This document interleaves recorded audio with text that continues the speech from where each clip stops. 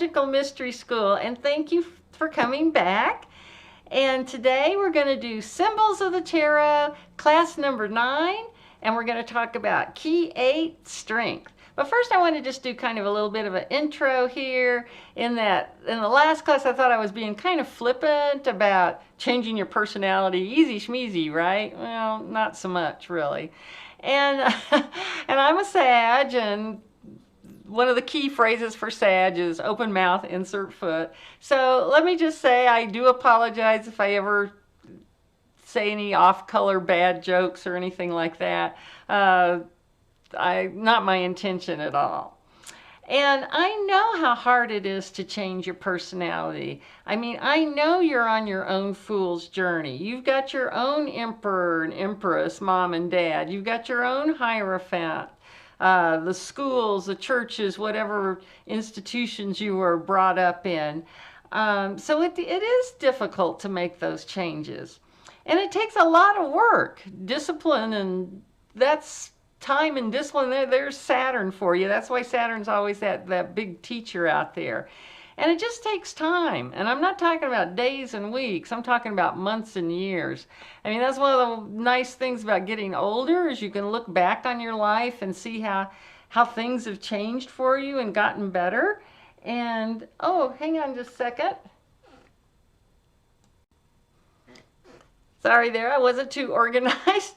And because I wanted to say, this channel, my intention for this channel, and those of you who are my lighthearted subscribers, you know for sure, I am trying to keep it kind of light and fun in here.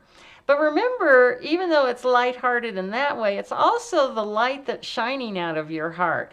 That's the best way to dissolve those negative things in your past, your trauma, that kind of thing. If you can shine that light on it and recognize it and deal with it, that's the way to dissolve it. And let me tell you, there's so many wonderful modalities out there to help you. And sometimes you need help, and that's okay.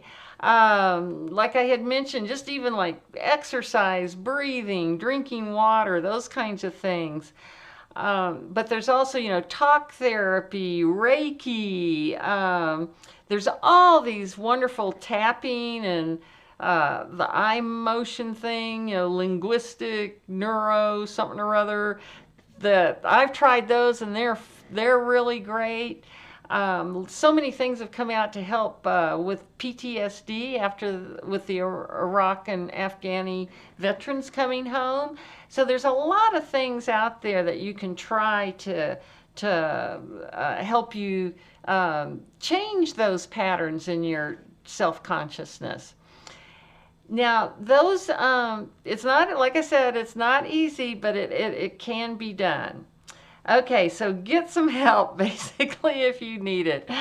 All right, I'm going to put you on pause, and we'll start talking about the tarot cards. Bye for now. Okay, so here we go. Here's the Strength card, and here's the Rider-Waite-Smith, and here's the BOTA. And as I mentioned, after you've been running around the field, the plain, I like to call it the plateau, of 3D existence out here at the Chariot, maybe getting into some trouble too.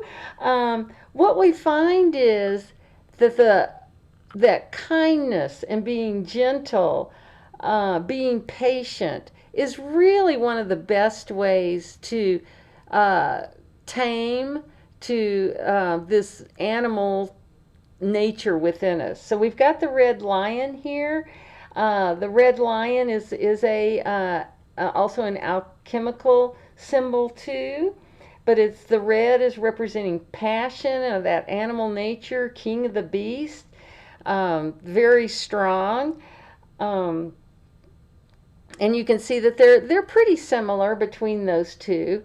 And also, I want you to think of the strength as more of like as a power, as a force.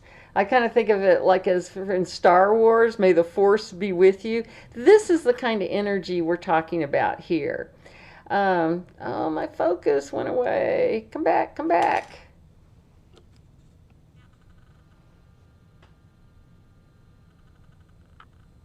Yay.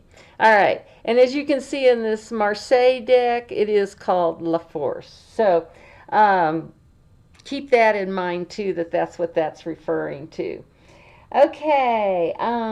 This animal is also representing, the challenges that we have to go, the suffering, the disillusion. But eventually we can get some dominance over those more animalistic natures within us. Now, key 8, strength is a key for Leo. So that's, Leo the lion. That seems to make sense to us, I would hope. And the glyph for Leo is this. I always think of that as like the lion's mane. But it also refers to, I'll just set that down there. It also refers to, you see the little symbol here, Taith for the Hebrew letter, stands for snake. And this is also kind of a representation of that snake type element too. Now for Leo, we have, of course, the lion-hearted, the courage, king of the jungle, that type of thing. Courage, you got to have a strong backbone. And you can see she does have a good, nice, strong posture there. And that also refers back to this snake idea too, the backbone, because that's our kundalini, our electric cosmic energy is running up and down our spine there. So that's also part of that. And also Leo rules the heart, the lion-hearted. The color is yellow, but again, we see that yellow for the radiant light. The note for Leo is E. It's ruled by the sun, and it's fixed fire. So a little bit on the stubborn side, but still works for us. Okay, and it also rules taste, and that's kind of we can remember that by seeing her hands. And this one, she's more closing the mouth, and this one, she actually has her hands inside the mouth. Now the mountain peaks you see in the background, you're going to see those. You're going to see that in other tarot cards, like here it is in the Lovers, and this is the peak of enlightenment. Now, like I said, for myself, I think of these as kind of like plateaus. It is telling us, though, that we still have some ups and downs to go yet before we get to enlightenment, but we've reached one plateau. And that's kind of the way I see this whole journey is we go up and down, then we level out for a while, up and down, up and down. But that up and down is always slowly going up, okay? Into a higher level, even though it may be 2 steps forward, 1 step back, 2 steps forward, 1 step back. We're still getting, we're still going forward in enlightenment. Now we can also see the blonde hair, and we've seen that in other tarot cards, like of course with the chariot, that blonde hair with the green wreath. But we also saw that in the Fool, right? Same thing, that yellow hair is the radiant light. And then also with the Empress, too. So, and that green wreath. But the one thing that's different about in Key 8 here is that her wreath is actually sprouting flowers. So that's showing us that yes, our work is paying off. We're actually getting some, bearing some fruit here after all of our work and for spiritual development. We also see the figure 8 above her head, and that's very reminiscent of, or the same as, the Magician card. And it's horizontal, again showing that dominance of spirit over the 3D plane, and she's showing that to us very clearly, of course. And again, that's showing us that we can, that the self-consciousness is kind of like that filter again, but we can dominate that animal instinct within ourselves. Let's see. Oh, and the red roses here that she's made into a belt or a wreath, and that's showing. Here's the in the BOTA. She's actually got it wrapped around her waist as well as around the lion. Here it's sort of, it's not quite as obvious there, but that's making a figure eight also. And again, showing that through kindness, through patience, through being gentle, we can calm that animal passion inside of us. And she's dressed totally in white. So here the magician is taking off his red robe and showing purity of spirituality. And also in BOTA, the school I have learned most from, it's called the primal will to good, and that's kind of again what this white garment is also showing us here. Now this belt, this wreath that she's made for us, this is also showing how if she takes her passions, her red roses, and actually starts to create something, she can. She can create something that's artistic, that's adapted from nature, that type of thing. So she's basically weaving her desires into this chain of results, basically. So this is kind of representing our goals, our purpose in life, and how we can um,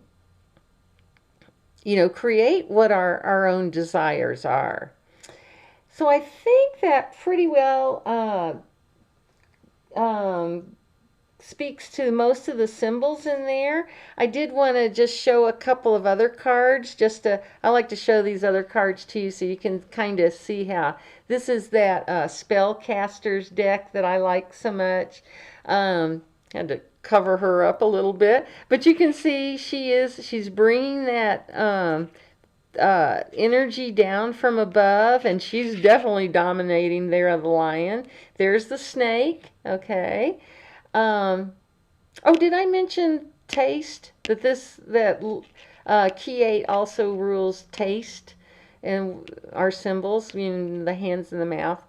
And this motion of hers is very reminiscent of that self consciousness of that magician. And here her peaks behind her. Whoa, we can see the ups and downs she's got ahead of her to keep, or where she's come from on this plateau. Now this one is from the Gilded Tarot, another deck that I really like so much. And you can see it's more like a collar and a chain here that she's woven around her lion as they go through a walk on the 3D plane. So anyway, I hope that's will help inspire you to keep looking at the cards, and remember your 5-minute meditations on some of these cards to start to imprint these images in your mind. And like I said, start looking for these for all over the place in magazines and commercials, on TV and everything else, and see if you can find some